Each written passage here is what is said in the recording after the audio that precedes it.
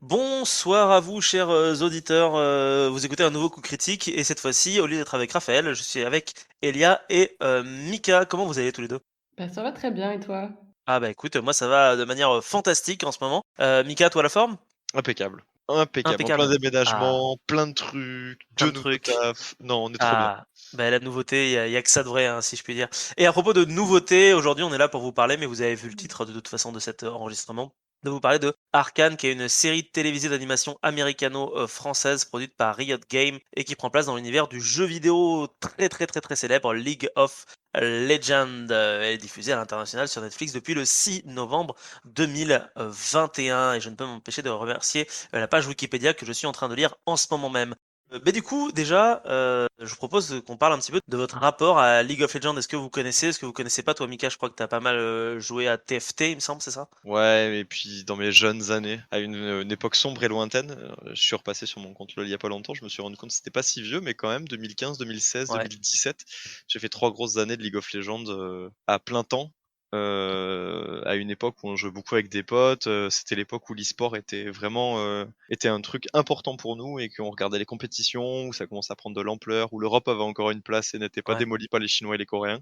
Ah, Et ensuite, ouais, bah là récemment, moi je joue et plus je regarde parce que j'ai pas beaucoup de temps de jouer en ce moment, mais du TFT, ouais. d'accord, ok. Et toi, Elia, l'univers de League of Legends, ça te parlait avant Arcane ou Heu, de loin parce que j'ai pas mal de potes qui sont fans et qui jouent beaucoup, et puis il y a quelques mois, j'étais tombée sur, les cinématiques qu'ils ont fait là. Ils en font beaucoup et tout depuis, un moment et je les avais trouvées vraiment très, très cool et justement j'étais en mode: «Putain, faut trop qu'ils fassent une série, c'est stylé». Mais à part ça, le et, jeu, j'y ai jamais joué, quoi. eh ben, ça tombe bien du coup parce qu'au final, ça veut dire que ce soir, nous sommes, chers auditeurs, en présence, d'une personne qui connaît très, très bien l'univers donc et une personne qui ne le connaît pardon, pas du tout, ainsi que moi-même qui, vais rester du coup un petit peu alors je vais quand même donner mon avis. Moi je vous le dis, League of Legends, j'y connais rien du tout non plus donc je serais très content d'écouter vos différents points de vue. Alors, ce que je vous propose, c'est déjà qu'on essaye de déjà je vais essayer de résumer un peu le scénario sans spoiler. C'est une série qui prend sa place donc dans le monde de Runeterra, qui est donc l'univers fictif qui a été mis en place dans les jeux League of Legends. Et l'intrigue pardon se déroule plus précisément à Piltover, donc du coup qui est une grande grande ville gigantesque, très industrielle, très steampunk hein, finalement. Et dans cette ville, on va donc suivre des enfants au début, en tout cas, notamment Jinx et Vi, deux sœurs qui ont vécu une enfance difficile dans les bas quartiers de cette ville. Et il va se passer des choses et j'en dis pas plus à ce niveau-là. Du coup, je vous propose qu'on passe directement à votre avis à chaud sur cette série animée sans bien évidemment spoiler l'intrigue. Déjà, qu'est-ce que vous en avez pensé, que ce soit aussi bien au niveau du scénar que de la musique, que de l'animation, bref, votre point de vue quoi en somme. Voilà. Tu peux peut-être commencer du coup, Elia, vu que tu connais pas l'univers de base, ça peut OK, être ça va. intéressant d'avoir ton point de vue en premier. Yes, bah, inutile de préciser que le graphisme est incroyable, la réal est folle, je trouve que c'est vraiment une qualité, de cinéma d'ailleurs, ce serait vraiment, je trouve, le genre de série que tu as envie de voir au cinéma. Ouais, c'est très, très beau, l'animation est incroyable. La musique est cool, très, très cool. J'ai bien aimé, les personnages. Je trouve que c'est cool parce qu'on a une bonne diversité et qui tape un peu dans tous les genres, donc on peut se retrouver un peu partout. Après, j'ai bien aimé justement parce que sans connaître, en fait, tu pas besoin de connaître. C'est une histoire, qu'on te raconte, tu sens qu'il y a un peu des trucs que les vrais de vrais savent et qu'ils ont vu et ils savent de qui on parle. Mais toi qui as jamais vu et qui connais rien, ça te dérange pas parce que chaque personnage est vraiment développé comme il faut, à son rythme et du coup tu découvres l'univers, tu vraiment accompagné tout au long du truc quoi en fait, donc je trouve ça vraiment bien fait pour le coup, très C'est cool. c'est c'est clair que c'est à ce niveau-là, c'est, quand tu connais pas l'univers, t'as pas besoin de le connaître, tu le découvres au travers des personnages, tu es plongé dedans dès le début et c'est assez, assez rafraîchissant je trouve d'avoir, une série qui te, prend pas non plus par la main en te disant: «Tiens regarde, il y a ça ou il y a ça» ou à l'inverse une série qui n'est là que pour faire des easter eggs pour les gens qui connaissent. Non là, c'est vraiment tu plongé dedans mais t'apprends à connaître et franchement ça passe nickel, je trouve. C'est exactement ça, je trouve qu'ils s'en sont bien sortis et puis pareil en termes d'univers, je trouve que Pour le coup, je suis partisane de dire qu'ils ont rien inventé en termes de scénario parce que c'est des histoires, c'est une «lutte des classes» entre guillemets, donc on connaît déjà ce genre d'histoire. Mais ce qu'ils ont bien dosé, je trouve, c'est justement ce rapport à la magie qui est là, mais sans être, trop prédominant. En fait, on reste dans quelque chose d'assez réaliste, qui fait que ça part pas tout de suite dans un monde, auquel tu comprends rien. Et je trouve que ça joue dans le fait que tu t'accroches plus, enfin tu t'identifies tout de suite à l'histoire en fait, si tu vois ce que je veux dire. Je suis tout à fait d'accord avec ça. On en reviendra d'ailleurs après dans la partie spoil, je pense, quand on détaillera le scénario, mais c'est vrai que il a beau être basique, moi je l'ai trouvé quand même très très bien ficelé, mais on y reviendra tout à l'heure. Et toi, Mika, de ton côté, quel est ton point de vue? Toi qui connais le jeu, est-ce que c'est bien? Est-ce que c'est pas bien? Est-ce que t'es déçu? Est-ce que t'es heureux? Ce serait mentir que de dire que j'ai été déçu. Franchement, j'ai mangé une claque visuelle, une claque auditive, Ouais, une claque scénaristique hors norme. C'est clairement, pour moi, la meilleure série qui est sortie Netflix de l'année, voire peut-être même des 2-3 dernières années, ouais. en termes de qualité d'écriture, en termes de qualité visuelle, en termes de qualité de narration. J'ai trouvé qu'il y avait très peu de points faibles. Bien sûr, il y a comme tout, aucun produit n'est parfait. Il y a des Oui, choses bien sûr. il y a des choses qui sont en demi-teinte, mais très clairement, les points faibles sont tellement mineurs par rapport aux points forts de cette série. Comme tu le disais bien, il y a effectivement, tu prends une baffe graphique exceptionnelle. Enfin, c'est beau du début à la fin, ça te claque à la gueule. Les OST sont exceptionnels. Enfin, Ouais, ça c'est ouf. le générique a quand même été composé et écrit par Imagine Dragons, s'il vous Ouais. plaît. Ah, le générique est incroyable. Non, mais Ouais, ça c'est ouais, non, clair que voilà. Et puis toute la bande son, moi perso, je me la réécoute en boucle depuis et je continue. Là, tout à l'heure, je faisais mes cartons avec la bande son, tu vois, voilà, et je continue. D'ailleurs, vous l'avez regardé quand vous la série? Est-ce que c'était en même temps qu'elle sortait ou vous avez attendu qu'elle sorte et vous l'avez regardée d'un trait? alors moi, j'ai attendu que vous me disiez que ça existait et donc du coup, tout était déjà sorti. Ouais, moi pareil, j'ai attendu que ce soit tout sorti, et j'ai regardé du coup d'une traite et là je viens de me la refaire, je suis en train de finir aujourd'hui là, D'accord, tellement elle est ouais. trop bien. Ouais, mais c'était en projet pour moi aussi, je voulais me la refaire. Mais du coup, moi, je l'ai faite en VO. Je sais pas si c'est votre cas. Moi, je Ouais, l'ai regardé en pareil. VO aussi, ouais. Ouais, et là, je veux me la refaire en VF pour voir, justement. Parce Ah! qu'on m'a également dit que la VF était très très bien. J'ai regardé une partie du premier épisode, j'ai trouvé ça très correct. Et en plus de ça, ben, Cocorico, c'est un studio français qui a fait Oui, l'animation. c'est Donc, vrai. C'est vrai, c'est quelque vrai. part, ça doit être un petit peu stylé d'avoir des personnages français derrière. Même si toi, Marc, tu les prononces à la française, ça m'a fait rigoler. Tu dis vie. Oui, c'est C'est Vi, c'est ça. c'est ce que je disais. Bah, je crois que c'est le personnage qui est sorti quand j'ai commencé à jouer à LoL. Ouais. Je crois que c'était Vi qui venait de sortir à ce moment-là. Et tout le monde disait Vi, parce qu'on savait pas que c'était Vi, c'était le diminutif de Violette Ouais. en anglais, mais en français on dit Violette, donc quelque part Vi c'est correct si tu le traduis. Mais bon, techniquement un C'est vrai prénom se que traduit pas. Bon, écoute, et du coup, dans la VF, d'ailleurs, ils disent Vi ou ils disent Vi? ils disent Vi, ouais. Ils disent Ah, Vi. ils disent Ouais, Vaille dans ils la disent VF? Vi, ouais. Ouais, ouais, parce qu'en fait, c'est rentré canoniquement qu'on dit Vi parce que c'est un prénom et que ça se Ouais, ça prononce se change comme ça pas, se ouais. prononce son prénom. OK. OK, d'accord. Ah, c'est intéressant. Mais ouais, ce que tu disais sur l'animation, je trouve ça hyper intéressant parce que alors, c'est dommage que Maxime soit pas là ce soir, parce que, il me l'avait beaucoup notamment conseillé au niveau de l'animation. Il m'avait dit que tu pouvais mettre pause à n'importe quel moment et c'était toujours beau, quoi. T'avais pas de d'erreur, t'avais pas de tout était toujours lisse. Les scènes d'action, elles sont, incroyablement bien Ah mais c'est des ficelées. tableaux, c'est Tu fais pas la différence entre l'imagerie, d'animation 3D et le dessin. Franchement, ouais, comme tu as dit, Mika, c'est une prouesse graphique qui est absolument incroyable. Et puis graphiquement, l'univers, il est ouf, quoi. Moi, je connaissais pas du tout cet univers-là, mais je suis un grand fan de steampunk. Et là, tu plonges corps et âme dans un truc comme ça. Et je trouve ça vraiment dingue visuellement. C'est assez incroyable. Je suis bluffé. Musicalement, vous l'avez dit vous-même, hein, effectivement, c'est vrai que la musique, elle est folle aussi. Et puis c'est cette manière de foutre des musiques actuelles sur quelque chose qui est censé se passer sur une époque qui est pas vraiment la nôtre. Je trouve toujours le décalage assez intéressant auditivement et aussi la manière dont la musique accompagne notamment les scènes d'action, ou en tout cas les scènes que tu as à l'écran. Pour moi, c'est une grande réussite pour tout ça. Grave. ouais et puis Et comme tu dis, ouais, pour l'animation, je trouve que enfin, je me suis fait la réflexion à plusieurs moments où il y a des moments, tu te perds et tu as vraiment l'impression que c'est, du réaliste. Enfin, c'est un vrai film. ouais, c'est vrai en fait, ouais. Que c'est pas du dessin et il y a plusieurs moments où je revenais, j'étais: «Ah mais non, mais c'est pas enfin, c'est de l'animation». C'est tellement c'est bien fait que tu te perds volontiers dedans, quoi. Mais tout à fait, c'est clair.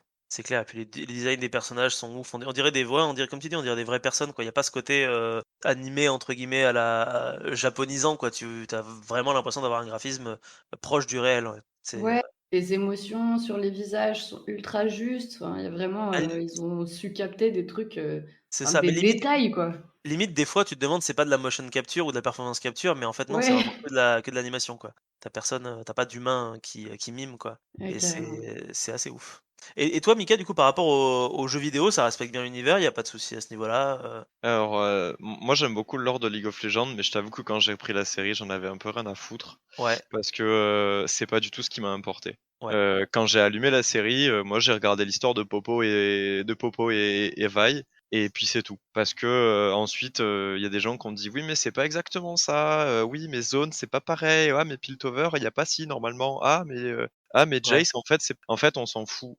C'est, une, transcription d'un univers qui a été créé par une grosse boîte, hein, par Riot ouais, et en fait, ils en ont fait quelque chose. Ils ont décidé de pas, changer des choses. Ils ont édulcoré certaines, ils ont durci certaines autres et le rendu pour moi est juste parfait et en fait, ouais. l'univers est présent. Alors, les petits détails, machin, en fait, il est pas censé connaître un tel avant telle période. Clairement, on s'en fout, quoi. Oui, en fait, C'est c'est une adaptation, c'est pas techniquement canon vis-à-vis du Bah, jeu, en fait. c'est exactement ça, c'est-à-dire que c'est le jeu vidéo, en fait, aujourd'hui, son histoire n'a plus aucun sens par rapport à l'univers qu'ils ont créé. Donc Ouais, en gros, ils ont totalement abandonné le principe de base qui était, vous êtes des invocateurs et vous invoquez des champions dans une faille dans lesquelles ils se battent, une sorte de grande arène. ouais, Aujourd'hui, ça en fait, c'est toujours le cas. C'est juste que les créateurs savent pas comment changer ça parce que ça n'a aucun sens par rapport à l'univers qu'ils ont créé et en fait, du coup, ils se disent: «En fait, on va s'en affranchir totalement». On va partir ouais, sur, le fait que, ben, pour eux, leur univers est cohérent. Il y a pas de faille de l'invocateur ou quoi. Il y a pas de, on va se mettre sur la gueule à 5 contre 5 pour aller casser un Nexus. Juste, ils font, leur vie dans leur ville. Ils se font la guerre, ils font de l'épée, ils se développent, ils s'aiment, ils se détestent. Mais, il y a plus tout cet enjeu, il y a pas du tout d'enjeu de jeu vidéo derrière, en fait. mmh. Il y a plus du tout les mêmes enjeux et pour moi, justement, avoir fait l'impasse sur tout ce côté, bah, trop jeu vidéo. Gameplay presque, en fait, ouais. Ouais, c'est ça et ben, en fait, pour moi, c'est la plus grande force de d'Arcane. OK. Enfin, moi, c'est une histoire et tu te laisses emporter par l'histoire et c'était pas le cas, quand ils ont commencé à créer le jeu, clairement, au début, tu avais 2 lignes d'historique, sur un champion. C'était, un tel, c'était genre un grand méchant, point et au fur et à Et mesure, puis ils ont c'est tout, sorti des quoi. persos, ils ont fait des liens et des connexions entre certains personnages et en fait, ils ont créé tout un univers autour de ça, qu'ils ont décidé d'étendre et c'est pour ça qu'ils ont créé d'autres jeux. Donc, on a TFT, on a Legend of Runeterra, on a, là maintenant, Legend of the Ruined King, qui raconte aussi une autre histoire, qui est un RPG, donc c'est pareil, ils prennent certains personnages, ils les réunissent et ils en font une histoire. Et ça n'a rien à voir, si par exemple ces personnages un jour sont dans Arcane, dans une autre saison, dans une autre itération, ben je suis sûr qu'ils ont absolument rien à voir avec le jeu Ouais. vidéo dans lequel on les a vus initialement. Ouais, c'est vraiment la notion d'adaptation pure et dure, quoi, c'est presque des, principes d'univers partagé, parallèle, et que c'est dans un jeu faut considérer le jeu vidéo comme quelque chose de différent de la série animée. C'est ça, en fait, on va pas chercher à parce qu'il y a la série qui est sortie, ça devient canon. Ouais, Non, en fait, on s'en fout que ça soit canon ou pas canon parce que l'autre, c'est un jeu vidéo. En fait, on s'en fout. Ce qui va compter dans le jeu vidéo, ça va être le gameplay, pas son histoire. Alors que bien dans sûr, une série, ce qui va être intéressant, c'est plus le game, c'est c'est l'histoire. justement c'est l'histoire. Et Ouais. là, du coup, ben, ils ont fait une histoire qui se tenait. Et même si par rapport au lore, il y a des différences, ben, on s'en C'est fout pas grave. Ouais. parce que pour l'histoire, ça colle. Et à propos d'histoire, ce que je vous propose, si ça vous convient, c'est qu'on passe à la partie spoil, chers auditeurs. Comme ça, nous, on pourra spoiler, on pourra se lâcher un peu plus, peut-être. Et ben, c'est parti. Si vous n'avez pas vu Arcane, courez voir Arcane, et puis après, revenez directement sur le bon timer. Et donc, du coup, partie spoil. L'histoire de manière plus précise, donc comme tu l'as dit, Elia, c'est un peu une sorte de lutte des classes presque, hein, entre les bas-fonds qui sont zones, hein, de ce que j'ai cru comprendre, mais qui sont pas encore une ville indépendante, et la surface, on va dire, hein, qui serait plutôt la ville de Piltover, qui est une ville de science, et qui vient de découvrir notamment une nouvelle technologie à base de magie, mais dont bien évidemment ne profiteront qu'une partie de la population. C'est ce qu'on essaie de nous faire comprendre petit à petit. Et tous ces personnages sont retrouvés coincés dans cette ville et vont tous devoir presque, finalement, choisir des camps sans forcément le vouloir. Et moi, ce que j'ai bien aimé dans cette série, je vais vous le dire tout de suite, c'est justement le fait qu'il y ait pas de manichéisme, si énorme que ça à l'intérieur, en fait. C'est-à-dire qu'au début, quand les héros sont gamins, t'as un peu l'impression que t'as le méchant qui œuvre dans l'ombre, là, il a une gueule de méchant, il a une balafre, il est pas sympa, il va tuer le père adoptif des héros, et cetera. Mais en fait, plus tu avances dans la série, plus tu te rends compte que finalement, d'une part, bon, bah, c'est peut-être pas le meilleur lui, c'est peut-être pas le meilleur père du monde avec Jinx, mais en tout cas, il l'aime véritablement. Que l'héroïne principale va, il a quand même abandonné sa sœur en se barrant, que au final au sommet t'as les grands magiciens, etc., enfin les grands scientifiques, mais que bon, ils sont surtout intéressés par leur petite personne et par le fric de manière générale, et qu'en fait, ben, tu suis des personnages, tu suis pas forcément des héros au sens héroïque du terme, et je pense que je trouve que pour une série d'animation, trouver ça qui avait l'air entre guillemets en point de départ d'être grand public, j'ai trouvé ça vachement intéressant parce que ça ose te montrer des choses et c'est chouette, je trouve. Voilà. Ouais, je trouve que chaque personnage est très charismatique à sa Ouais, propre grave. manière, en fait, je te trouve un peu dur avec Vi, elle l'a pas vraiment abandonné, sa sœur, elle s'est fait attraper, genre et mettre en prison. Non, parce que en vrai, enfin, du point de vue de sa sœur, elle l'engueule, puis après elle se casse et elle la laisse toute seule dans la rue. C'est juste que, bah, Ouais, mais elle comptait elle revenir, tu vois? C'était elle genre à comptait chaud et revenir, tout, tu vois? mais du point de vue de sa sœur, on peut comprendre Ouais, du qu'elle ait point le de vue de sa sentiment sœur, d'avoir ouais. été abandonnée pour toujours, quoi. Mais ouais, mais pour relever surtout le côté anti-manichéen et aussi bah, les personnages méchants, je trouve que Silco. En fait, ce que j'ai beaucoup aimé dans Arcane, c'est vraiment les duos de personnages, je les ai trouvés vraiment forts. Donc, Jinx et Silco et Vi et Caitlyn. Et Silco, justement, en fait, c'était en mode, ah, on l'aime bien finalement. Enfin, tu sais, en le regardant une deuxième fois, j'étais, ah, en Bah, fait, il a un côté sympa, en fait, hein. ouais, c'est en mode bon, c'est un peu avec le shimmer, on peut pas dire que c'est un gentil, mais je veux dire, le fait qu'il développe cet amour, paternel pour Jinx et c'est un peu un amour à toute épreuve et qu'il se voile un peu la face, même s'il voit aussi que, bah, Jinx, elle a un problème, tu vois? Mais ouais, ça le rend vachement humain, en fait et tu triste, en fait, à la fin, t'es là: «Mais non, mais c'est horrible!» Du coup, j'ai trouvé ça fort parce que il a justement, comme tu dis, ce côté grand méchant, la balafre, l'œil, il Il a faut tout le lui mettre, design, quoi, du grand ah méchant, ouais. ouais, tout ce truc, tu vois? Genre avec la backstory de, en fait, je veux me venger, nin et non, en fait, lui, il va au-delà de cette histoire-là, en fait, je trouve. Donc, ouais, en effet, À c'est bien contre-pied, en joué, fait, hein. ouais, c'est ça, c'est bien joué, je trouve, les personnages, en fait, s'apportent vachement les uns aux autres et c'est ultra constructif, en fait, à chaque fois qu'ils se rencontrent les uns les autres, Vi et Caitlyn, c'était assez cool de voir le développement de leur relation. Et même à la fin, je trouve ça super surprenant quand Vi, elle est en mode bah vas-y, en fait, je vais me mettre du côté de Jace. Enfin, je vais mettre Jace de mon côté pour qu'on aille arrêter Silco. Et t'es en mode ah ok, genre Ouais, non, mais ça change de c'est duo. Et tu sais, c'est des duos qui parlent pas au départ et en fait qui qui fonctionnent marche, en quoi. fait et qui se Ouais. construisent en fait et qui construisent grave les personnages, je trouve. Donc vraiment bien joué pour le relationnel entre les persos. Ouais. Ah, C'est c'est clair. vrai que ça c'est vachement, c'est une mécanique narrative qu'ils ont vachement usée, dans la série. C'est le concept de duo effectivement, où en fait tu peux toutes les interactions avec des personnages, tu peux les caractériser à des duos. Dire que Mmh. tu as Jace et Victor, Jace et Heimerdinger et Victor, Silco et Vi et Jinx, Jinx et Silco et à chaque fois c'est en duo et en fait, c'est à partir du moment où tu as une troisième personne qui interagit avec le duo que ça va péter, en fait. À Oui, chaque fois, c'est tu ça, ouais. remarques que dès qu'il y a une troisième personne qui rentre dans le duo, ça fait des étincelles et ça change totalement l'action en cours. Ça change la C'est dynamique, en fait, des intéressant. personnages. Ouais, Ouais. Ouais. c'est bien vu ce que tu dis. Bah, Non et c'est vrai que, bah, puis c'est Elia qui a soulevé ce point-là et en fait, je me suis rendu en y réfléchissant, c'est effectivement je sais pas, je pense que c'est volontaire, bien entendu, que c'est un ressort mécanique, enfin un ressort scénaristique, mais c'est ça, je pense, qui va créer la rupture, en fait, dans les duos, c'est d'apporter une autre personne et ça va totalement changer le récit, ouais. à chaque fois. Ouais, c'est Et vrai. bah, typiquement, je veux dire, il y a la dernière interaction de l'épisode 3, donc justement avec, entre Vi et Jinx, où, en fait, elles se disent, «Non, mais tu fait de la merde» et puis finalement, Vi va revenir. Et ben, la troisième personne qui intervient, c'est Silco et qui va se mettre au milieu et c'est là que tout explose, en fait. Ouais. Oui, il y a Marcus qui intervient au milieu, mais techniquement, en fait, c'est ce qui se passe, c'est entre les 3 personnages. C'est entre Silco, Vi et Jinx et c'est là que vraiment va se construire la haine, de Vi pour Silco et l'amour de Jinx pour Silco. Ouais. Ouais. Parce que du coup, le duo est éclaté par la troisième personne. Et Ouais. Oui, pareil, et d'ailleurs, ironiquement, après, c'est l'inverse. C'est Vi qui va éclater le duo entre Silco et Jinx en revenant après, en revenant après, des ouais, années plus exactement, tard, exactement, et du coup foutre Ouais, la merde à nouveau dans exactement, ce ouais. duo-là, quoi.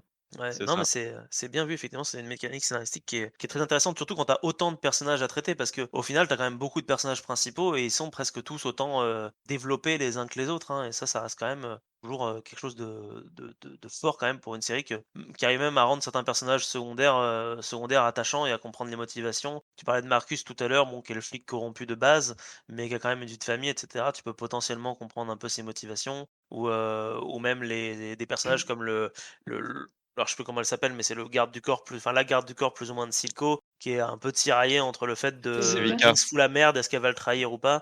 C'est toujours, ouais, tu as quand même toujours des approches, on va dire, au niveau des personnages qui sont quand même très bien traités. En fait, je trouve que tu retrouves un mécanisme de Game of Thrones, c'est-à-dire d'avoir vraiment beaucoup de personnages qui sont tous plus ou moins développés de la même manière au point que, bah, tu sais pas qui est le personnage principal de cette histoire, en fait. Ça switch tellement que au final, ils se valent tous plus ou moins. Oui, Et en je fait, trouve que c'est cool justement qu'ils aient pris ouais. ce type de narration-là parce que ça agrandit, je trouve, les possibilités pour la suite, en tout cas. Bah, oui, juste et pour moi d'ailleurs, c'est très, très juste, je trouve ce que tu dis et pour moi, le personnage principal n'est pas un personnage, c'est le titre de la série, c'est l'arcane, en fait. C'est l'arcane, ouais, en fait, ouais, bien Voilà, sûr. parce que toutes les interactions tournent autour de cette technologie, entre guillemets, qui vient d'être découverte. Le tout début, c'est parce qu'ils font un casse et qu'ils trouvent les pierres d'arcane. C'est pour ça que Ouais. tout bascule. Et tout tourne autour de l'arcane, de les récupérer, de les utiliser, de les manufacturer, de les transformer en armes. Tout tourne Ouais. autour de ça. Et toutes ces interactions vont être façonnées par l'arcane qui, pour moi, est du coup le personnage principal de cette série. Et c'est ça qui fait tout bouger dans la série. Et c'est pour ça que je trouve ça effectivement très très fort. C'est un peu comme Game of Thrones, hein. Game of Thrones, ce qui fait bouger toutes Le trône. les itérations, c'est le trône. Ouais, bien C'est sûr. d'ailleurs pour ça qu'il est dans le titre. Et Ouais, c'est effectivement, vrai.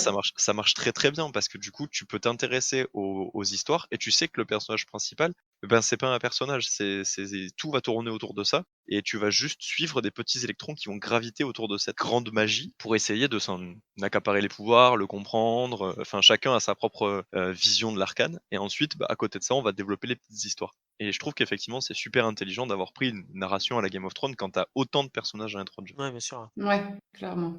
Mais surtout que C'est plus clair. t'en as, plus t'as envie d'en découvrir, en fait. Moi, je suis là vivement la saison 2, j'ai envie d'en voir d'autres. Ils sont trop cool.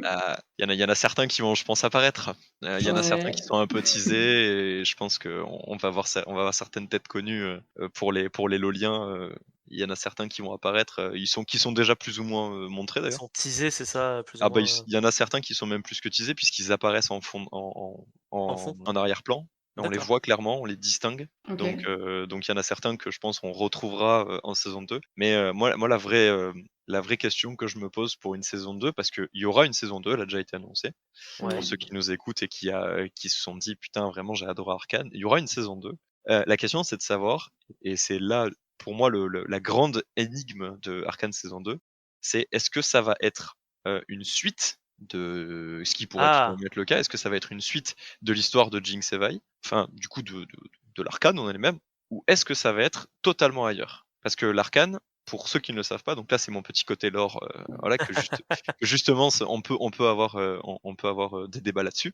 C'est que comme son nom l'indique, le monde s'appelle Runeterra et donc comme son nom l'indique, bah, c'est terre des runes. Et les runes, Ouais. c'est ce qui permet à l'arcane d'être exploité, donc la magie d'être exploitée. Et donc, bah, les runes et l'arcane sont partout sur Runeterra. Et donc, on pourrait Mmh. très bien imaginer des arcanistes ou des personnages qui découvrent les runes ou qui utilisent ou qui exploitent les runes ailleurs sur Runeterra. On pourrait très bien suivre, comme ça a été par exemple amorcé d'Arcane, on pourrait très bien suivre Noxus, de Ouais. là où vient Mel, si je dis pas de conneries, qui est un empire expansionniste guerrier. On voit sa mère d'ailleurs qui apparaît à la fin de la série, Ouais. qui débarque sur son grand bateau, qui flotte avec ses grandes balafres de guerre et tout. On pourrait très bien faire une série uniquement sur Noxus qui se concentre à la conquête de l'arcane, puisque Noxus, c'est aussi un de leurs grands plans, c'est de se Donc, comment dire, c'est un peu l'Empire romain. Militarisé avec Voilà, c'est l'arcane, quoi. l'Empire romain, c'est les expansionnistes, on va pacifier les autres en leur mettant les grands coups sur la gueule. Et donc du coup, ben l'arcane, c'est un moyen comme un autre de le faire. Et on sait que ils ont eu des interactions avec des peuples justement qui maîtrisent la magie. Ils essaient de s'accaparer leur pouvoir. Ils les utilisent. Enfin voilà, ils font des expériences avec. Donc ça pourrait totalement être ailleurs. Même Ah, si, bon, je pense personnellement que ce sera une suite directe à oui, Arcane. probablement, ouais. Voilà. Est-ce que ça se passera quelques temps plus tard, quelques années après? Est-ce que ça se passera avant? Est-ce que ça se passera juste au moment où la série se termine? Ça, c'est la grande inconnue, mais de toute façon, ce sera forcément une masterclass, je pense. Mais c'est une bonne question que tu poses. Après, ça peut ouvrir complètement à des spin-offs pour le coup. Oui, ça Exactement, ouais. complètement. Mais c'est vrai que ce serait hyper intéressant si chaque saison se plaçait dans un endroit de cet univers qui serait totalement différent. Ce qui nous permettrait de découvrir un nouveau visuel à chaque fois, puisque chaque société doit forcément avoir ses différences culturelles, ses différences architecturales qui pourraient être une mine d'or à exploiter en termes d'animation, en fait. Ouais, Ouais. c'est le cas. C'est le cas. Fait que C'est le cas. je te crois, je suis allé voir la carte de l'univers Ouais. après avoir regardé la série et tout, hein, donc Bah oui, je te crois ils sur ont parole. fait. Après, tu vois, comme ils ont fait du cross-média et que ils sont essentiellement sur le jeu vidéo, mais qu'ils ont plein de jeux différents, qu'ils ont plein de trucs différents. En fait, le gros point sur lequel on pourrait penser que Arcane sera une suite directe, enfin la saison 2 sera une suite directe de la saison 1, c'est que ben, tous les visuels, entre guillemets, ils sont déjà prêts. Oui. Donc Ouais. si on veut qu'elle arrive vite, bon bah techniquement, il y a pas à refaire tous les visuels. Vous avez déjà Zone qui est déjà tout prêt. Ouais. Enfin Ouais. le art nouveau est déjà préparé, le art déco de Piltover est déjà tout prêt. Alors que si vous voulez faire des nouveaux lieux, bah, il faut tout recommencer depuis le début. Mais bon, je veux dire, le studio Fortiche, pour parler un petit peu de Cocorico, c'est un studio qui a explosé, non pas aujourd'hui, parce que Arcane, c'est la première fois qu'ils sont crédités sur un travail de Riot, mais c'est pas la première fois qu'ils bossent pour eux. Et tu le disais d'ailleurs en introduction, Elia, tu as découvert les clips Ouais. qui ont été faits par Riot, bah, c'est Fortiche qui les a fait, c'est juste qu'ils sont pas crédités, parce que Riot ne crédite pas ses artistes. Faut le Ah, savoir, sympa. voilà, et il faut le savoir, hein, Riot n'a pas crédité ses artistes. OK. Donc t'as dû voir le clip d'Imagine Dragons, donc Warriors, t'as dû voir Rise, t'as dû voir certains clips voilà qui ont été faits. Et ben c'est Fortiche qui les a réalisés. Voilà. Et donc D'accord. ben ils sont déjà entre guillemets gros et comme avec l'explosion d'Arcane, en fait, ils ont ouvert deux autres studios, quoi. Parce qu'à la base, c'est un studio français. Maintenant, je crois qu'ils ont deux studios en France et un studio en Espagne. Et c'était ça avant avant la découverte d'Arcane. Donc, je pense que vu la renommée, ils vont peut-être même s'agrandir encore. Ouais. Donc, peut-être qu'effectivement, ils pourront nous proposer des nouveaux lieux et une toute nouvelle série Arcane. Et ce serait pour le plaisir de tout le monde, même si je pense que je serais bien content aussi de retrouver Pau Pau Yevai. Pau Pau. Bah, la question que je me pose, moi, pour la saison 2, c'est, est-ce qu'ils vont s'autoriser à tuer des champions, justement? Alors ça, c'est une grande énigme et franchement, j'adorerais voir s'ils sont capables de prendre le risque. Bah, Mais franchement, je trouverais dommage qu'ils le fassent pas parce que du coup, ça fait que, ben, ils sont invincibles et au final, ça enlève carrément du suspense et de bah, la ça crédibilité, en enlève du fait. suspense pour les gens qui connaissent la différence entre les personnages et les champions, mais ce qui était bien dans cette saison 1, c'est qu'avant d'aller me renseigner, je savais pas qui était un héros de League of Legends et qui était un personnage entre guillemets inventé de la série. Donc moi, par exemple, j'étais persuadé que qu'ils allaient pas tuer les héros. Donc du coup, pour moi, dans ma tête, les personnages comme Silco, etc., ne pouvaient pas mourir. Ou même leur père au début, il avait l'air tellement badass qu'on aurait dit un héros. Pour moi, il pouvait pas mourir non plus. Et en fait, si, mais c'est vrai que si, à partir du moment où tu te renseignes sur qui est un héros et qui est pas un héros, bah, ça peut potentiellement te donner un indice. Donc ce serait bien effectivement qu'ils puissent être capables de prendre le risque de tuer des personnages que tu connais quoi qu'il arrive, quoi. Surtout que si Ça ça serait se bien. prolonge, au-delà de 2 saisons, tu vois, tu vas vite le voir que ces personnages, ils restent un peu trop longtemps. Enfin, tu vois, c'est à voir, Ouais. mais j'espère qu'ils vont prendre ce risque-là, justement. Je trouverais dommage qu'ils le fassent pas, mais je comprends qu'ils l'aient pas fait pour la première saison, en tout cas. Surtout quand t'as, comme disait Mika, une dynamique un peu à la Game of Thrones où finalement le principal c'est pas les personnages mais c'est l'objet qui est au milieu des personnages. Dans ce cas, ça veut dire que tu peux te débarrasser de n'importe quel personnage quand t'en as envie en tant que Ouais. scénariste et donc de fait créer ce principe de choc où t'as l'impression que ton personnage est protégé mais en fait il l'est pas réellement parce que c'est pas lui qui est important, c'est ce qu'il y a autour de lui. En fait, je voulais rebondir parce que tu as tout à fait raison et ça c'est bien vu justement. C'est très très bon. Je trouve que c'est une très bonne remarque parce que justement ça se voit bien dans les dernières saisons de Game of Thrones où tu as certains personnages qui ont le fameux bouclier en scénarium C'est qui sont ça, ouais. devenus immortels et en fait ça enlève totalement la crédibilité déjà des personnages et puis des scénaristes où en fait tu te dis bah au début c'est quand même pour le trône qui se bastonne et puis bon bah super Jon Snow il peut plus mourir hein, parce qu'on a bien compris que le mec au milieu de 2000 mecs il meurt pas, il prend 12 coups de couteau il ressuscite. Bon bah au bout d'un moment c'est gros, frérot, on a compris, quoi. Enfin, dire, on sait qu'il va pas mourir et que c'est le personnage chouchou des fans, mais enfin, il y a plein de personnages que j'adorais et qui sont morts quand même, et pourtant, ça m'a pas.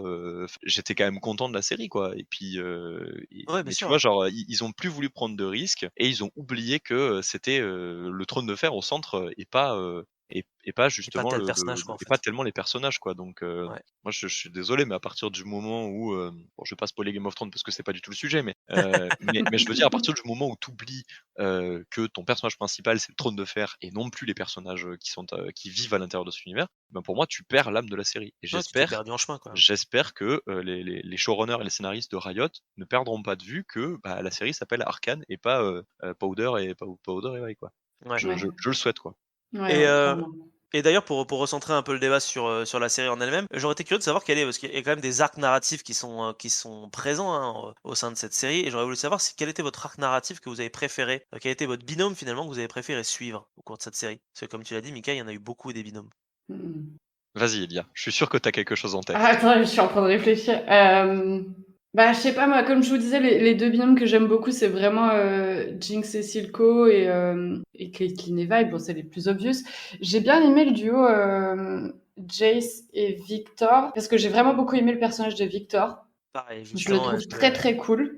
Et en fait, je trouve que ce duo dessert énormément à Jace parce que, alors je sais pas ce que vous en pensez, mais moi je le déteste en fait. Je suis en mode, mais il est insupportable ce pour un mec en gros fait. connard, ouais, moi j'ai du mal avec lui aussi. Ouais. Et je trouve que son duo, genre, fait vraiment montre de plus en plus t'avances dans les épisodes, plus t'as ce décalage entre les deux, en fait. Et t'es en mode, mais ils s'écartent l'un de l'autre involontairement, mais c'est juste qu'ils ont plus les mêmes objectifs.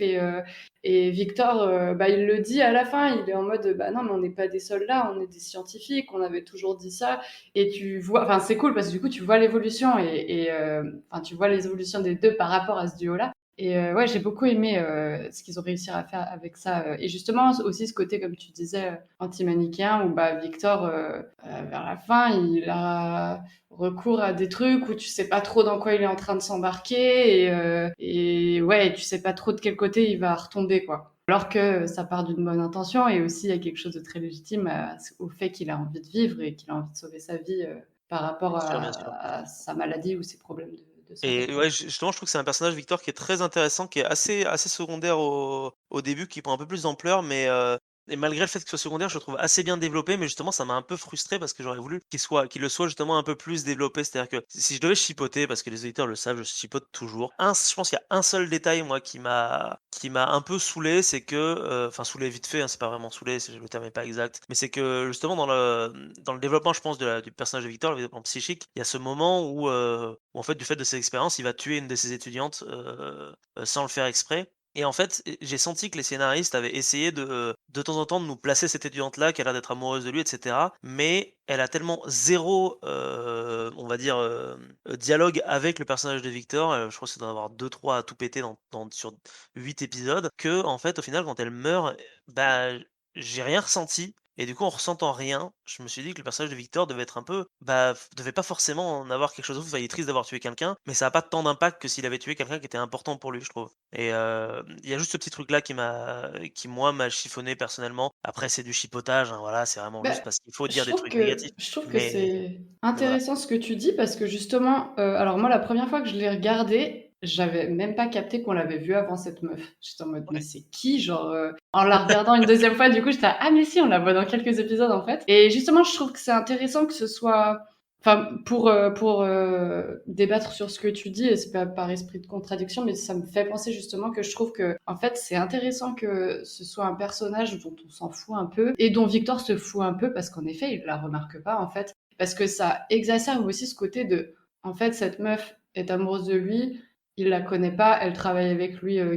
très souvent, je pense. Et là, elle meurt par sa faute parce que lui, il est obnubilé par son truc et au final, il en oublie le monde autour. Donc, quelque part, je trouve qu'il y a peut-être enfin, ça reflète un peu ce côté de Ouais, c'est Victor pas qui est idiot, trop ouais, plongé effectivement. dans son truc et du coup, qui a même pas vu, en fait, et qui a tué cette personne bah, qui, quelque part, connaissait pas plus que ça, mais par sa faute, enfin, par le fait qu'il soit Ils sont pas obsédé attentifs. par À l'extérieur aussi, ouais. par ses expériences, quoi. Ouais. Mais c'est intéressant. Moi, si je peux me permettre de dire un truc qui m'a chiffonné, c'est je trouve que Vi Elle fait pas grand-chose pour récupérer Jinx. En fait, je trouve que bon, alors la première fois, elle se fait séparer, elle se fait mettre en prison, c'est pas de sa faute. Mais à chaque fois, elle est en mode non, non, mais c'est ma sœur et tout, je suis sûre que on peut la ramener et tout, nanana. Elle essaye une fois et en fait, bon, bah, concours de circonstances, ils se sont attaqués et du coup, elle se fait kidnapper par Echo. Et la deuxième fois, c'est sur le pont et ça dure 3 secondes et c'est en mode bon, bah, en fait, Caitlyn est blessée, donc je m'en vais, tant pis pour ma sœur. Et je trouve que t'as ce truc de c'est quand même pour moi, en tout cas, je trouve qu'ils l'ont vendu comme ça, la série, que c'était un peu l'histoire de ces deux sœurs. Et j'ai trouvé que Faye, elle faisait vraiment pas grand-chose pour récupérer Jinx. Et ça, j'ai trouvé un peu dommage. J'étais en mode, bah, meuf, t'essayes même pas. Mais bon, voilà. Ouais, je peux comprendre. Et du coup, toi, Mika, t'as un arc narratif préféré? T'as des choses qui t'ont chiffonné un petit peu? Tu veux revenir sur ce qu'on a dit? Non, mais là, c'est le moment où je vais briser l'ambiance, je crois. Ah, C'est le moment où je veux briser nos rêves, les miens également, mais en fait, avec ce que vous avez dit et en fait, ce que j'ai pas dit au début, voilà, pour éviter de briser l'ambiance, c'est que ce que j'ai dit à propos des personnages que j'aimerais bien, effectivement, comme tu l'as dit, Ilia, qui finalement ils prennent des risques et qui meurent. En fait, je pense que ça ne pourra jamais se passer. J'aimerais beaucoup, hein, franchement, j'adorerais, mais ça ne prend pas la tournure de ça, justement au vu de ce que vous venez de dire, tout simplement, et au vu de ce que on sait sur le lore actuel du jeu League of Legends. En fait, ce qui se passe, c'est que les personnages prennent la tournure qu'ils prennent dans leur lore respectif. Et donc, du coup, ben, vu que dans leur background, dans leur histoire personnelle, eh ben, on rejoint l'histoire dans le jeu vidéo, eh ben, ça veut dire euh, qu'ils ont ce bouclier, en fait, et qu'ils pourront pas mourir. Et ça m'attriste énormément parce que j'aimerais qu'ils prennent qu'ils prennent des risques. des vrais risques, quoi. Mais comme tu le dis, effectivement, ben, oui, Victor, il se sépare de Jace. Oui, Vi et Jinx, elles se séparent. Et dans la série, effectivement, c'est presque un peu artificiel. Parce que c'est amené, tu vois qu'effectivement, ils ont pas les mêmes idées. Oui, Jace est un trou du cul, et c'était déjà un trou du cul dans le lore. C'est juste que là, ils l'ont un petit peu plus édulcoré pour lui donner des vraies raisons d'être un trou du cul, un trou du cul arrogant. Euh, et pareil pour Vi et Jinx, en fait, Vi techniquement elle peut plus sauver sa sœur, c'est trop tard puisque même au moment où elle s'assoit dans la chaise, on sait déjà qu'elle a basculé au niveau du pont, mais Ouais. même avant ça, on sait que le Jinx elle a basculé, que Vi en fait elle est même pas sûre de vouloir sauver sa sœur, mais tout simplement parce que c'est écrit dans le lore de League of Legends. Et ça Ouais. m'attriste un peu de me dire bah, que ça va aller dans cette direction. Alors je suis content parce qu'il y a certains personnages qui vont prendre de l'importance et on va découvrir sous une autre facette. Je vous fais des wink wink parce que Victor aussi, je kiffe Victor de fou, c'est peut-être même un de mes champions préférés sur le jeu et que j'ai Ah, kiffé dans la série. Enfin, je vous dis rien, mais voilà, si vous connaissez pas le lore de League of Legends, je vous dis rien, vous allez voir, ça va être exceptionnel. Mais ça me fait un peu de la peine aussi de me dire que ben ces héros, je vais être content de les retrouver et que je peux les retrouver dans League of Legends quoi. Enfin, je veux dire, ils Mm. ouais. auront pas plus à m'apporter que sur League of Legends et ça va me faire chier. Donc je suis trop content de la série Arcane. Franchement, il faut la mater. Pour moi, c'est un bijou, c'est une masterclass. J'espère juste que la saison 2 sera une aussi belle claque et qu'ils oseront Ouais, prendre à contre-pied les gamers, ouais, quoi. prendre à contre-pied, enfin, au moins nous montrer des choses auxquelles on s'attend pas forcément au niveau du lore. Enfin, Ouais. moi je suis totalement d'accord avec le fait qu'ils collent pas à 100% sur les choses qu'ils ont écrites. Après, je pense pas, puisque pour moi ça rejoint un petit peu ce que sont censés devenir les champions, enfin en tout cas les héros qui ensuite sont invoqués dans la faille pour devenir des héros de jeux vidéo. Et je le souhaite pas. C'est cool, hein, leur histoire est super bien, et quand tu les lis, t'es content, tu fais ah ouais non pauvre de lui, ah ouais ah non mais toi t'es un con et machin. Sauf que bah c'est des histoires entre guillemets que tu connais déjà, qui vont juste être adaptées. Un très beau format d'adaptation, on est bien d'accord là-dessus. Mais c'est pas des histoires originales. En même temps, ils s'en étaient pas cachés non plus. Hein. Clairement, ils adaptent le lore de League of Legends quelque part. C'est juste que bah, ils auraient pu faire j'espère qu'ils feront ce petit effort-là en saison 2 comme ils l'ont fait en les introduisant des super persos. Enfin moi personnellement, il y a des persos genre le père adoptif que j'ai surkiffé. Ouais. Bah, qui meurt. Voilà, moi j'étais trop triste quand il est mort. Et parce que du coup, c'est un personnage qui n'existe pas dans leur lore à Vi et Jinx, qui est totalement créé artificiellement, mais qui leur donne une connexion supplémentaire par rapport.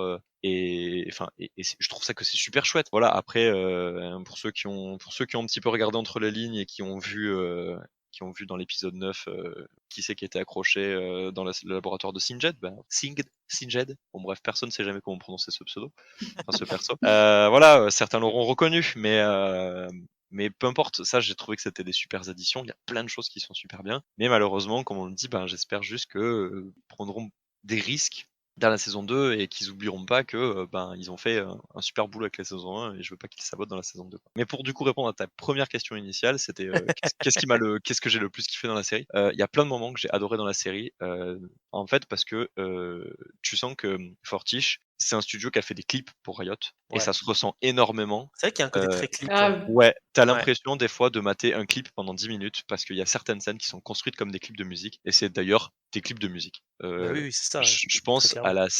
la scène du début qui est très forte en émotion, mine de rien. Tu connais pas les personnages et puis tu les vois sur ce pont avec les parents morts et puis la petite comptine. Ça fait très chanson, voilà, chanson un peu de condamné. Voilà, je trouve ça c'est une très belle scène. Et je pense la scène qui graphiquement m'a le plus marqué, enfin les deux scènes qui m'ont le plus marqué graphiquement. 3 scènes, putain, il y en a vraiment 3.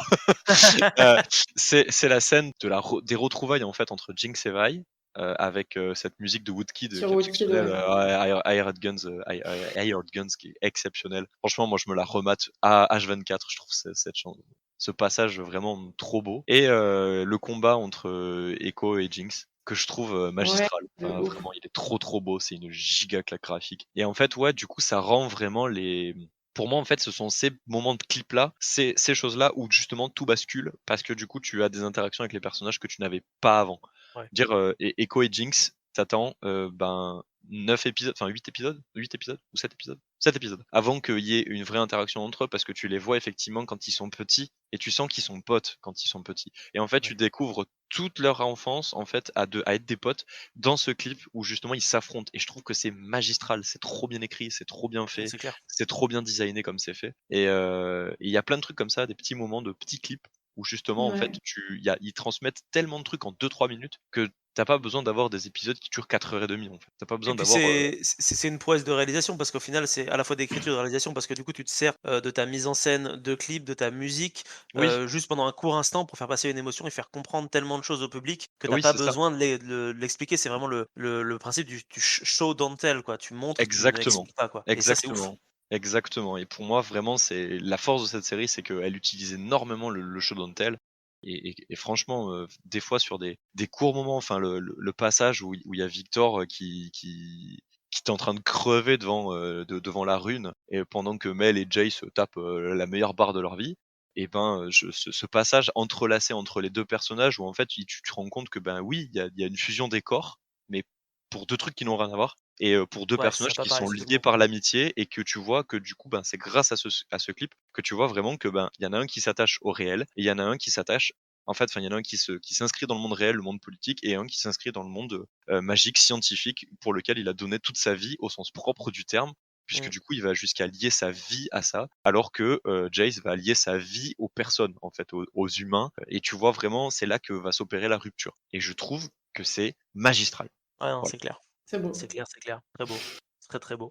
Moi, je vais vous donner mon avis aussi, du coup, sur ce que j'ai vraiment adoré. C'est, le personnage de Jinx, il est très, très, très, très, très bon. J'aime beaucoup la relation qu'il entretient avec Silco. Mais bon, ça, je pense qu'à peu près tous les gens qui ont regardé la série aiment bien ça. Mais j'ai beaucoup apprécié, notamment, c'est le visuel qu'il y a autour de Jinx. C'est-à-dire toutes les scènes où elle est toute seule, où elle pète un câble, où tu as vraiment ce côté très street, je trouve, dans le visuel, avec les visions qu'elle a de ses potes qu'elle a tués du coup quand elle était gamine. Et juste ça, juste à chaque fois, moi ça me fout les frissons quand elle parle toute seule et que tu vois son point de vue à elle avec les gens qui n'existent pas mais qui sont là et c'est, je sais pas, je trouve que c'est visuellement c'est une très belle réussite sur ce personnage-là. Qui après dans son design, mais ça c'est le design du jeu vidéo, je pense, un Roland Harley Quinnesque, je trouve dans son design, mais qui reste quand même bienvenu et qui est et voilà quoi, tout simplement. Donc, je voulais juste rajouter ça avant de Ouais, non, passer à la suite. clairement. Clairement. Je pense que la saison 1, ils étaient un peu attendus au tournant justement par les joueurs de League of Legends. Et du coup, selon moi, c'est ce qui fait qu'ils n'ont pas pu prendre trop de liberté par rapport à ce que tu disais là, le fait qu'ils suivaient exactement l'histoire des personnages Ouais, au ouais, final. ouais, ouais. Je le Et, souhaite en tout euh, cas, ouais. et j'ose espérer que justement, ils ont attendu de voir ce que ça donnait. Et vu que là, le succès a vraiment été au rendez-vous, même plus que ça, euh, je me dis avec un peu de chance, voilà, ils ont ramené les gens qui jouaient déjà, mais je pense qu'ils ont ramené aussi beaucoup de gens qui jouaient pas au jeu C'est vrai. et qui eux seront pas déçus par le fait que on ne sait pas exactement ce qui se passe dans le jeu puisqu'ils le connaissent pas. Et du coup, j'ose espérer que justement ils en profitent pour prendre plus de liberté et justement en même temps pouvoir surprendre les joueurs tout autant que les non-joueurs. Et puis c'est tout à fait vrai. Et puis il y a un bel argument en faveur de ce que tu dis, qui vient de me revenir en tête en fait. Et c'est vrai que t'as raison. En fait, ils peuvent encore nous garder la surprise. C'est que en fait, effectivement, ça va ramener plein de nouveaux joueurs. Ces nouveaux joueurs qui, comme tu le dis, ne vont pas forcément connaître le lore, vont s'y intéresser parce qu'ils vont arriver justement dans un endroit où ils ont vu un super scénario et vont se dire, bah dans le jeu, les personnages ont un super scénario également. Mm. C'est pas 100%, hein, tous les persos sont pas comme ça, il y en a plus de 150. Voilà, c'est comme les Pokémon maintenant, il y en a beaucoup trop. Et tous n'ont pas un lore hyper développé, mais ça pourrait être un truc de se dire, voilà, dans la saison 1, vous avez vu des personnages, vous les avez appréciés, vous êtes attachés, vous avez kiffé. Et bien dans la saison 2, il y en a peut-être qui vont mourir. Bah, si vous voulez le retrouver, venez jouer au jeu parce qu'ils Venez sont jouer aux encore en vidéos, vie. ouais. Tu Ouais. vois, Ouais, marketing, quoi. ça pourrait être le cas. Sachant qu'on sait Ouais, que, c'est ouf. moi je te dis, ça fait longtemps que je joue à LoL, en tout cas que je m'y intéresse un petit peu, même si j'ai décroché il y a quelques années maintenant. Ils ont déjà fait des trucs comme ça où en fait on les attendait pas vraiment. C'est-à-dire que ben il y a des champions qui sont tués dans leur jeu. C'est-à-dire que D'accord. techniquement c'est un jeu où tu peux mettre à disposition des champions. Ils pourraient tous, tout simplement juste les retirer du jeu. Et ben ils ont décidé de justifier ça de manière canon. En tuant le personnage grâce à un événement. Pour ceux qui ont joué en 2017, si je dis pas de conneries, c'était l'événement des mercenaires de Bilgewater, où en fait il y avait une course entre guillemets entre deux personnages, donc Miss Fortune et Graves, qui sont deux chasseurs de primes, chasseurs de pirates. Et au terme de l'événement, le roi de Bilgewater, le roi des pirates entre guillemets, qui n'est pas Luffy de One Piece, qui s'appelle Gangplank, a été tué. Et donc il y avait un message, un communiqué officiel de Riot qui disait voilà, Gangplank est mort, vous ne pouvez plus jouer Gangplank. Ah ouais. Voilà. Et Non. en fait, c'était pour amorcer son rework. Donc ils l'ont retravaillé, ils l'ont ressorti sous forme de champion, en fait, en gros ressuscité. Ils ont retravaillé son design, ils ont enlevé un bras, ils ont mis un bras mécanique à la place et tout, en mode en fait, il a été sauvé par les eaux. Et du coup, maintenant, il veut se venger de ceux qui l'ont traqué et qui l'ont tué. Donc à la fin, en gros, il y avait deux équipes. Donc tu prêtais allégeance à l'un des deux chasseurs de primes, quoi. Donc c'est l'équipe de Miss Fortune qui a gagné et donc depuis Gangplank s'est réveillé et voue une haine à Miss Fortune parce que elle a jamais caché qu'elle voulait tuer Gangplank, mais du coup elle l'a vraiment fait. Sauf qu'il s'en est sorti et du coup ça donne ce côté en fait ils peuvent quand même faire des trucs un peu couillus, tu vois. Peut-être que on sera surpris et moi le premier et je le souhaite avec la série. Qu'il serait peut-être capable de faire ce genre de truc, ce serait trop lourd, ouais. Eh Ouais. ben, Trop cool. on croise les doigts. Eh ben écoutez, moi je vous conseille d'aller voir Arcane. Je pense que Oui, Mika et Elia vous conseillent aussi d'aller voir Arcane, de ce que j'ai cru Yes. comprendre. oui. Et donc du coup, quand vous l'aurez vu, bah, revenez sur cette vidéo et dites-nous ce que vous en avez pensé dans les commentaires, voilà, simplement. Nous, on espère en tout cas que vous allez très très bien chez vous, où que vous soyez. Et puis on vous souhaite une très bonne soirée, une très belle journée. Et puis on se dit à très très vite pour un nouveau coup critique qui portera, je ne vous le cache pas, chers auditeurs, probablement sur le prochain Spider-Man qui sort demain. Voilà, on essaiera de se caler ça rapidement avec probablement l'ami Raphaël, puisqu'on en parle tous les deux depuis 3 siècles à peu près. Voilà, bah écoutez, bonne soirée à vous tous. Merci beaucoup, bonne soirée. Merci.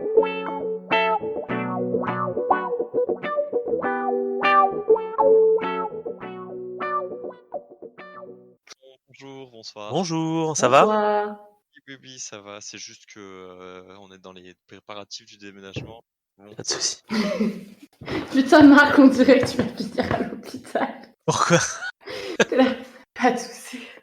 Non, pardon, je suis ailleurs. Ouais, qu'est-ce qui s'est Je- passé, mon Marcou? Non, non, rien, je suis en ce moment là, je suis un peu claqué, Oh. mais tout va bien. Toi, ça va, Mika, du coup, tu t'en sors avec ton déménagement Ouais, bah je faisais des cartons avant d'arriver là et du coup je suis avec qui ce soir là? Parce que Jackie Jack, j'imagine que c'est pas ton vrai prénom. Et non, c'est Elia, mais c'est vrai que vous avez jamais bossé ensemble, je pense.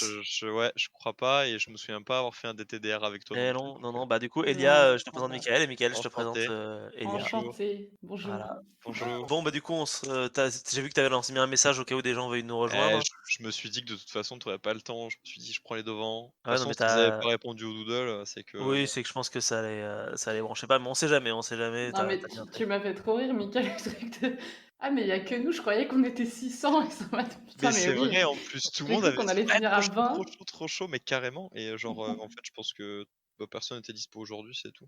Bah, en fait, il y a que 3 personnes qui ont répondu à ce doodle. Il y a Elia, toi, Mika, et Benoît. Et Benoît, il était tout seul sur un jour, et encore, il m'a dit: «Ah, je suis pas très très sûr de pouvoir être dispo en fait», et du coup, j'ai dit: «Bon, Mm. bah, ok». Et tous les autres, tous ceux qui avaient dit ouais, trop partant et tout, n'ont jamais répondu au doodle. Ouais, c'est ça. Ouais. Mais c'est un grand classique.